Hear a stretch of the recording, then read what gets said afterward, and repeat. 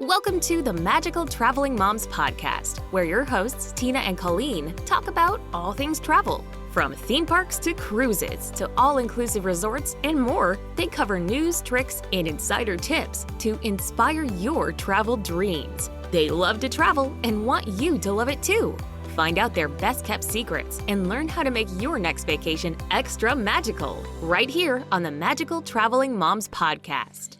Hello and welcome to the Magical Traveling Moms podcast. My name is Tina and I am joined by my wonderful and lovely co-host, Miss Colleen, today. And we are talking about a new series that we are putting together called Multifamily Generational Travel. So we're kicking it off today. But before we get started, let us take a moment to thank the wonderful sponsors of our show, Mystical Dream Travel. Mystical Dream Travel is an earmarked travel agency with Disney destinations, and they also specialize in cruises, Europe, and all-inclusive, as well as group travel and multi-generational travel, and so much more. So if you're ready to plan your vacation, be sure to reach out to the fabulous agents over at Mystical Dream Travel. You can find them at mysticaldreamtravel.com or check them out on social media for all your vacation needs. So, hey, Colleen, how are you today? Hi, Tina. I am wonderful. How are you? Good. I'm doing fabulous on this rainy day in Pittsburgh, although it's warm. So it's 65 degrees today, which is very unusual. Can't complain. Can't complain. Nope, can't complain at all. So today, Colleen and I were chatting about what we want to talk about for 2023 for the podcast. And one of the topics that keep coming back to us was multi-family generational travel. It is a huge trend right now. It is huge. It is. So we decided to turn it into a series. So the last Thursday of every month, we will be discussing multi-generational family travel, bringing you the perfect destination, things you can do, how to plan a trip like this. So we're going to be bringing you all the things, all the trips on this. But first, the question is, what is it? Yeah. What is multifamily? So that's what we're going to. What does that mean exactly? Yeah, what is it?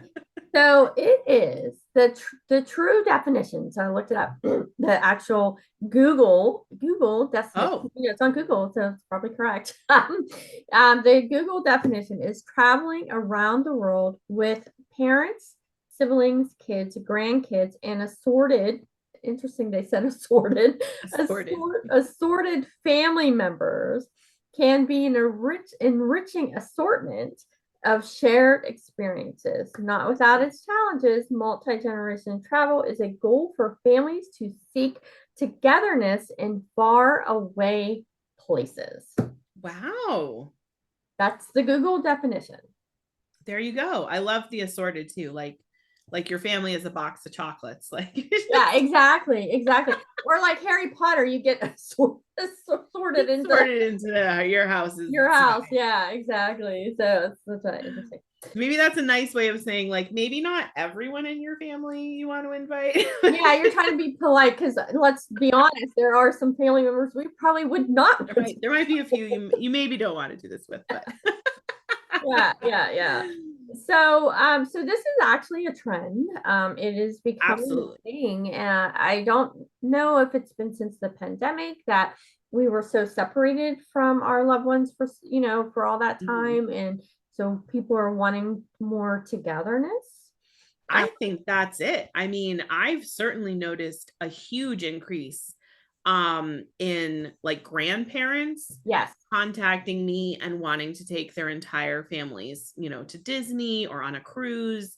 And I do think that the pandemic has a lot to do with it, because I think going through that experience and being separated, but also sort of like realizing the frailty of life, and that you never know how much time you have, that it just made people realize like reprioritize what they want to do. And these ideas of sharing these experiences with their family is important. And maybe it's something that's always been on the back of their mind, but having that experience of the pandemic and not being able to travel and not being able to see people, and then realizing that maybe our time is limited, made everybody be like, hey, like we need to do this. Like, let's just do it. No, I agree. I 100% agree. I think the pandemic made people really stop and think about what's important in life. And like you said, life is really short, and enjoy it and go do the things while you can. Yeah. So I think that's why it's becoming very popular, and it's definitely a trend. We are seeing more and more, like Colleen said, families wanting to do these types of trips. Yeah. And so it's definitely something that we felt that it's worth talking about over the next couple of months. And so we're going to touch on several different topics with multi-generational family traveling over the next several months, as we said. So make sure you join us the last Thursday of every month. But then we're going to be discussing the best destinations. So that's the question we get, like, where is really the best destination to go? We're going to talk about how to plan it. And we're also going to talk about kind of the best excursions and things to do in certain destinations.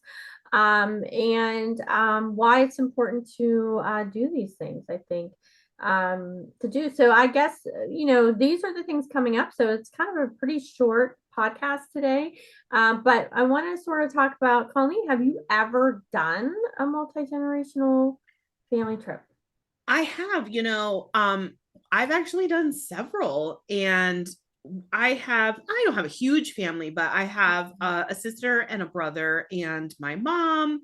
And we love to get together, but we all live in different parts of the country. And this is one of the reasons why one of the many reasons I think multi-generational travel is becoming really popular, is that we're a lot more spread out now than we used to be years and years ago. And if we all want to get together, it's not like we're in driving distance of each other. Someone's got to fly to somewhere, or multiple people have to fly. And so it just kind of makes sense. Like, instead of us all flying to one of our houses, let's go on a vacation together. Like, we want to go on a vacation, and this way everyone's coming from different places and meeting up. And so we've done multiple trips with my sister and her family and my mom. And we've tried to get my brother to come, but he's kind of a homebody, and so we can't seem to get him to come along. He's the one without kids too, so I think he's like, I don't know about this. And we've even brought my grandmother a couple of times, so we had like the 3 generations with us, and we always have such a fun time, and the kids get to hang out and bond, and I get to hang out with my sister and my mom and bond, and it's really fun, and we have more planned for the future even. So it's kind of becoming like a tradition almost for us to get together once a year, all of us somewhere, and enjoy that. But I do think that that's the thing, and growing up, I know, like, my husband, I'm sure you're the same. Like, if you think about family vacations, like, where did you go? Like, oh, we went on a road trip to visit grandma. Like, that was our or went to the beach, like, which is a good destination itself, but it wasn't like anything. No, we didn't go anywhere, but I think people more and more now want to go in somewhere like a destination, and because we're so far away and we can't really drive to each other's houses, it's like, oh, we might as well. Like, it's a great opportunity to bring everyone together and have an amazing experience and an amazing memory. So so we've been the same with you. I have done them in a different way. So in the past, we've done them with my in-laws, where we've done like the whole beach thing and all that. It's been a long time, but we've done them with family in the way of cousins. So so it doesn't always have to be immediate family. No, absolutely not. Like grandma, grandpa, parents, brothers, sisters. We've actually done them with a girls' trip with all the female cousins. We do them pretty much every year. We started a couple of like 2 years ago, and so they can be different ways or reasons to get together, and just really a great opportunity to create some amazing memories and be at just a wonderful destination that everybody can enjoy. And the hard part will be picking the destination, I think, and we'll talk about that on the next episode of multi-generational travel. But that could be like deciding where to go can be tough. But end dates and all that kind of stuff. Yes, there's a lot. That's why we had to break it up, right, into multiple episodes. We're like, oh, there's a lot to cover here. So I think this is just a good overview of like, what is multi-generational travel and why would you choose it, And I look at it really as like, oh, it's just a better, more improved like family reunion. Exactly. You get to, instead of sitting around at a picnic table, you get to go do some fun things. Yeah, like go somewhere fun and experience things. But also I think some of it is people wanting to share maybe places that they grew up in, or especially like grandparents that maybe were born in another country or something, and immigrated here, and they want to share that culture with their grandkids, or like my husband and I have been to Italy and we want to share that with our family because we've been and we loved it so much. So I think there's a lot of that like connection of shared experiences and sharing something you love that's personal with your loved ones. So I have a family that is doing a particular cruise, and the grandparents invited the whole family, and they're taking them on a cruise that was their favorite cruise. And it's really important to them. They see and do activities on a certain island, and because it was very memorable for them and it was a place that they truly love. So they want to be able to share that experience with their grandkids and have that moment and have that memory and have their grandkids and their children experience that and have that memory with them. And have that fun. And I think that's so important, and more people are realizing the importance of that shared connection, and how deep that goes, and that's something those grandkids will carry on for the rest of their life, and maybe even share with their children and their children's children, and then it becomes this family tradition, that gets handed down, that legacy of these experiences. And that's a beautiful thing. I think that's it's awesome. I love this trend. I think it's great. We always have a fantastic time when I agree. It creates so many memories and connections and just laugh, just really just things that you think back on and you text each other. I'm like, oh my God, you remember a year ago we were here and how much fun that was. And you get to bond with maybe people you haven't in a really long time. So I think because it's so hard to because we're all spread out and we are busy. People are just really busy, and it's hard to have those, we don't all live in the same town anymore. A lot of families, it's not like we all live nearby and we can get together for Sunday dinner. Like, you've got to create these experiences. You have to make it time for it and schedule it, because otherwise we just would never see each other, and that would be really sad. So I agree, so 100%. So we're going to put this out to our audience. If you have any questions on multi-generational travel, please put them in the comments, because we can definitely bring them up on the show and talk about it.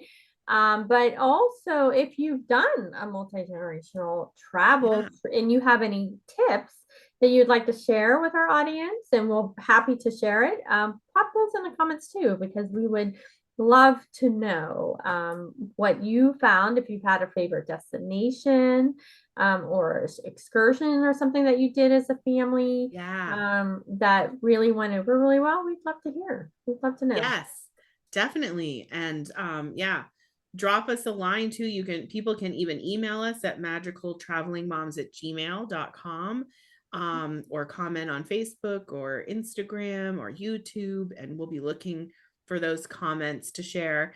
in the coming months as we cover multi-generational travel in depth.